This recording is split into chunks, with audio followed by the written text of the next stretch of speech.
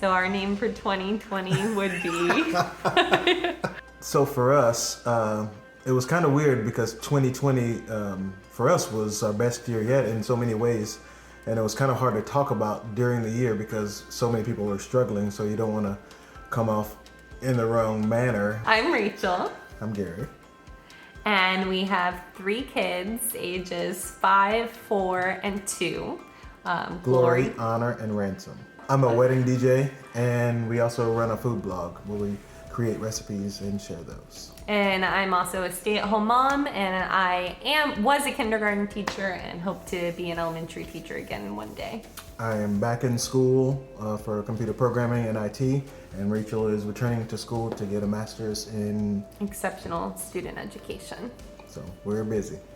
It's funny that 2020 was one of the best years for us because we came out of a long season with a lot of challenges. Yeah, in late 2017, I was in a really bad car accident coming home from work, hit an oncoming car, flipped, and ended up 100 feet off the road.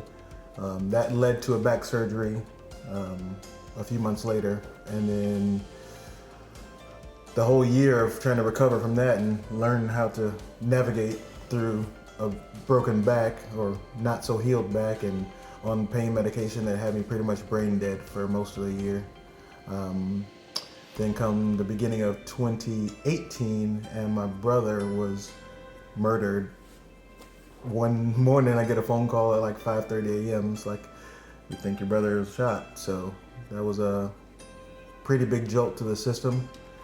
And then it's like almost right after we buried him, I needed another surgery. But this one took about 6 months before I could actually have the surgery. So it was a lot of pain for 6 months.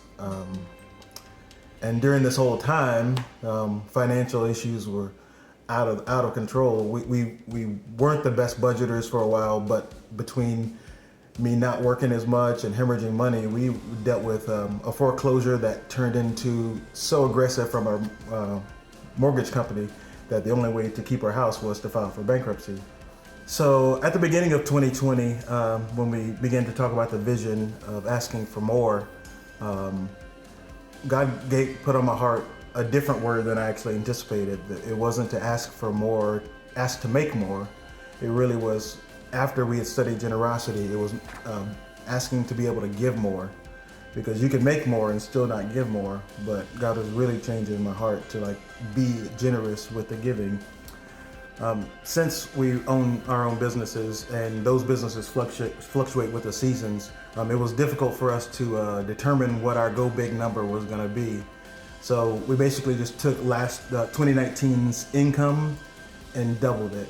So with the pandemic, we lost almost all of our DJ business for 5 months, which seems, really bad, but it actually ended up being a huge blessing because it allowed Gary's back to heal, because he had just been pressing through. He had help, but he would still do events, and his back never was able to fully heal. So now you don't even take pain medication anymore, which they thought he would have to continue doing for years.